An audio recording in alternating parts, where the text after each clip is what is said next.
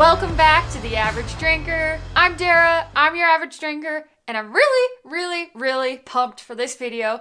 Well, I say that every time, but still, I'm pumped for this video because if you didn't watch recently, I did a video on the 5 bourbons you need to have according to Reddit. And I was watching it with some of my patrons, well, actually everyone, because we were doing a premiere, and we were watching it on there, and Nick said, "Oh my gosh, you should do this for the 5 scotches you need to have." So, that was a great idea. I loved the idea, and that's what I'm doing today. I'm doing the 5 scotches you need to have according to me. Me, not Reddit, me. So I will have a bottle for each of these 5 categories. I have a daily drinker. I have a bottle to impress your guests. I have a mixer, and then I have a Friday night pour and a special occasion pour. So I have a bottle for each one of those. And I'm excited to dive into these because, well, I love these bottles. They're so freaking delicious. And I will preface this video with this. You guys know me. You know I'm a peat head. But not necessarily everyone in the world is a peat head. I kind of feel like it's one of those, it's either black or white. You either like peat or you don't like peat. So I'm going to give, for the first 2 bottles, I'm going to give 2 options because for me, some days I'm not in a peat mood. But that's not true every day. Other days, I'm like, give me all the peat. I want the peat, the heaviest peated bottle on the shelf. So it just depends on my mood and what I like that day. So that's why I have a couple different options for the first 2 pours that I'm going to bring out. All right, so it's time to bring up my first 2 bottles, my daily drinkers, and those are Glenmorangie. I don't know. I'm probably butchering it. Glenmorangie, the original, and Ardbeg 10-year. These are 2 absolutely delicious pours. I'm going to start over here on the right for my daily drinker with the Glenmorangie original. This one is so good. It's not peated. Just really sweet, enjoyable, a lot of honey, a lot of vanilla. I really like this one because you can find it pretty much anywhere. I mean, I've even seen it at Costco in those ginormous bottles. It costs about $30 in Colorado. So it's a good price point. It's delicious. It's sweet. And I don't know, I just kind of like the way the bottle looks. It's a 10-year-old scotch. And it comes in at 86 proof. So it's a nice, easy proof to drink. And it's one that you can just, I don't know, just enjoy all day long. So that's why I like this one for my non-peated, like on days where I'm not really in the mood to have a bourbon or a rye or a peated whiskey or peated scotch. I'm going to go for this Glenmorangie just because it's just nice and enjoyable. And yeah, I like it and I can find it. So it's a great daily drinker. Now we're going to move over here to the Ardbeg 10-year. On the days I want peat, this is the one I'm going to grab for a daily drinker because it is absolutely delicious. I love Ardbeg, and you're going to notice a trend here. You might, just hold on. But I love the peat and sweet balance that Ardbeg provides. This one is a great proof. It's like a lower proof in the 90s. It tastes really delicious of just that sweet, smoky peat, like some honey, but some like sea salt into it. And it's a really nice, easy to drink daily drinker. And I love it. I love Ardbeg. And this is a standard offering that you can find pretty much anywhere. And it costs about $50, which is a little more expensive than I'd like to spend on a daily drinker. But this is scotch. It's a 10-year-old scotch. So it's going to cost a little bit more. And it's super enjoyable. And that's why I've chosen this one as my other daily drinker that I love. So we've got the Glenmorangie and the Ardbeg 10-year. 2 great bottles. You can find them. And yeah, they're awesome daily drinkers. All right, next up, I have 2 bottles to impress my guests or my friends or anyone that comes to my house. And those 2 bottles are the Macallan. Wow, I just had a brain fart for a second. The Macallan 12-year double cask. And yes, wait for it. It's another Ardbeg, but this one is the Ardbeg Oogadal. The Oogdal. I don't know. I'm never going to say that one right, maybe, but I love the name. It's a wild name. And also, these are super awesome, delicious whiskeys right here in front of me. Great bottles of scotch. Let's start over here on the right. I have the Macallan 12-year double cask. This one is very, very approachable at 86 proof. It's super, super delicious. I mean, it is so sweet. It's so like light and airy, and it's like, but it's also rich. It has like those typical honey notes that I get out of Scotch, but also it's just like a little bit of citrus and vanilla and a little bit of oak, and it's really, really nice. So a lot of people recognize the Macallan name. Macallan actually just released a 50-year that was like $25,000. Holy moly, that's a lot of money. And obviously that would put their name out in the market a lot. You're going to see that. You're going to be like, holy moly, like a $25,000 bottle of a 50-year-old whiskey. Like, that's pretty cool. So I think this one is super approachable. It's delicious. It has a really cool label. And I just really enjoy this one. So I think most people that come over that don't like peated Scotch would be able to try this one and not be like, oh my gosh, like that's something that's crazily different than other things. Maybe it's similar to drinking bourbon, but obviously it's not. So I don't know. It's approachable and enjoyable, and that's why I picked this one. And then over here on the left, the Ardbeg Uigeadail. The Uigeadail. I went with this one because, well, Ardbeg, I love Ardbeg, and I love peat, and this is a really, really delicious whiskey. It has a very nice sherry influence to it. It's perfectly balanced of sweet and peat. It's a nice proof point. It's a decent price point. And also, you can find this one in most stores, which is great. But what's so impressive about it to me is that any peat head that I have, like any friend that's a peat head that comes to my house, I could pour this for them and they're probably going to like it. And in my mind, that's really impressive because every palate is so different. So whenever you can actually find a bottle that most people would enjoy, that's impressive. That's super impressive to me. Plus, who doesn't love bacon? I mean, that's probably one of the main notes I get out of this is like this bacony, bonfire-y note that I love. And I know a lot of people like bacon. Me? You might kick me off the screen for this one. You might be like, exit. I don't love bacon, but whenever my whiskey kind of tastes like bacon a little bit, oh yeah, I like it a lot. So, these are the two bottles that I've chosen to impress my friends with.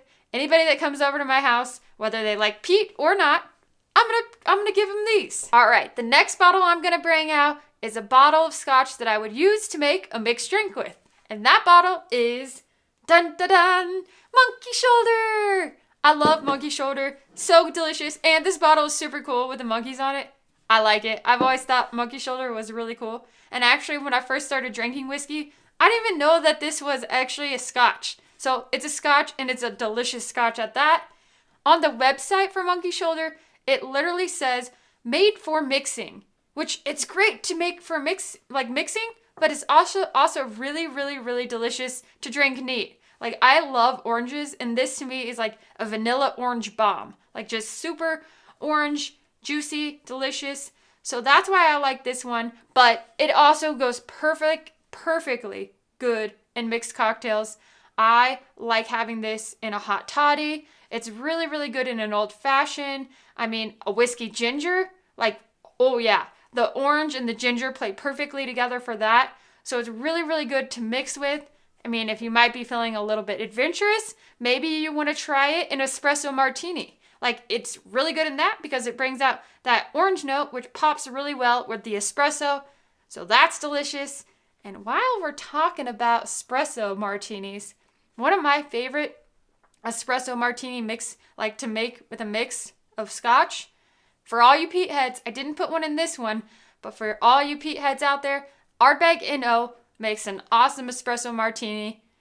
So that's what I would use to mix a drink with. Monkey Shoulder is a go-to. I mean, it's about $25 a bottle. Can't go wrong there. It's really a great mixer. This one's delicious. Love the Monkey Shoulder. Oh yeah, so good. All right, so now it is time to bring out my Friday night pour. And this is one I love so much. So much. Okay, you've heard me talk about it before in Scotch videos, like if you watch other Scotch videos of mine. And that is the Port Charlotte 10-year by Bruichladdich. Holy moly. Yes, it's from Islay. Apparently I love Islay, which is very true. I love Islay. Never been there, but can't wait to go someday. But yes, Port Charlotte 10-year is one of my all-time favorites, and it's absolutely an amazing Friday night pour for me. This one is a perfect balance of sweet and peat, It's got a little more proof to it at 100 proof. And I love it so much because while it is sweet, it still has more of that peat to it, but it's just so balanced. The finish is amazing. And I've done this in blinds, and like in several blinds actually, and it continues to come out on top every time. So I really love this Port Charlotte 10-year. Just want to crack the bottle and take a little swig because it's so good.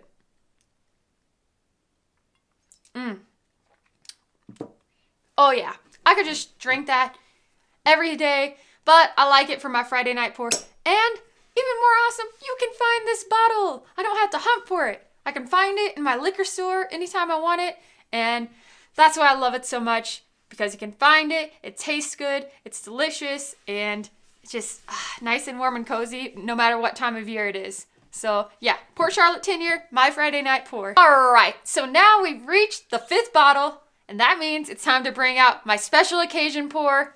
Oh yeah, here we go. This is my special occasion pour. Yeah, you probably thought I was going to choose this one, didn't you? If you're watching at home, you know I love the Octomore 11.3. Octomore is delicious. It's expensive, but delicious. And you probably thought this was actually going to be my special occasion pour. But actually, it's not. It's not. Because you can actually find this bottle. The bottle I'm actually going to bring out is one that you'll probably never see again. I mean, if you do, good luck. Good luck. May the odds be ever in your favor. But it's time to complete my infomercial for Ardbeg. Unintentionally, of course. And that is with, ta-da! Ardbeg Dark Cove. Holy moly. OMG. Holy moly, holy moly, holy moly, holy moly, holy moly, holy moly, holy moly. This is one of my favorite pours of all time. Ardbeg just freaking crushes it with their bottles. And this one is Ardbeg Dark Cove. I don't know if you could find this anywhere ever again, but this is one of my favorite special occasion pours. I try not to drink too much because, well, it's limited. I mean, I have not seen it in the market. This one came out a few years ago, I believe. And this is just, holy moly, incredible, peated, sweeted, toffee, coffee, delicious, amazing Ardbeg bomb. Like, it's just so good. I can't say enough things about this one. And this one is amazing to me too, because this is what got me into whiskey drinking. This was the first bottle of whiskey that I tried on my own. Bill was out of town, and I was like, he said, you could try any bottle you want while I'm gone. Give it a try. Maybe you'll like something. And I went to this bottle on the shelf, and I saw it, and I was like, I'm going to give this one a try, because Ardbeg Dark Cove, like, that kind of sounds sexy. It sounds like sexy. I don't know, Dark Cove. So I cracked it open and I poured it, and I fell in love instantly because I got this coffee toffee note out of it that reminded me of coffee. I mean, I love it. And it's just dark and delicious. It's dark sherry, like finished in dark sherry. And it's just so darn delicious. And that's what got me into whiskey drinking. I've started drinking more whiskey after that. I realized, you know what? It does actually taste good. There are different flavors. And this one is just so enjoyable, and that's why this is my special occasion pour. So that rounds it out, right? We've done all the Ardbegs we can do. No, there's plenty more Ardbeg where that came from, just not any more Ardbeg Dark Cove. All right, so we're going to recap these the 5 pours that I have that you need of Scotch. You don't need. These are my pours. These are my opinions. These are the bottles that I've chosen for this video. Your opinion might be different, but let's go through these real quick. So we've got the Daily Drinkers of Glenmorangie for the non-peated and Ardbeg 10-year for the peated. Then next up is my Impress My Guest bottles, the Macallan 12-year double cask, and the Ardbeg Oogdal. The Oogdal. My mixer is Monkey Shoulder. My Friday night pour is Port Charlotte 10-year. And finally, my special occasion pour is the Ardbeg Dark Cove. Holy moly, these are all super delicious. These are my 5 asterisk pours, 5 plus a couple other pours in here that I love. What do you guys like? What kind of scotches do you enjoy? What would your 5 bottles be? If you're a YouTuber and you want to copy this video and do your own, feel free to do it. I'd love to see it. I'd love to watch it. And I'd love to know what you guys think. So, and if you don't have a YouTube channel and you want to tell me what you think, let me know in the comments. Tell me what your 5 pours would be and the bottles you can't live without. As always, thank you guys so much for watching The Average Drinker. I'm Dara, and I'll see you next time.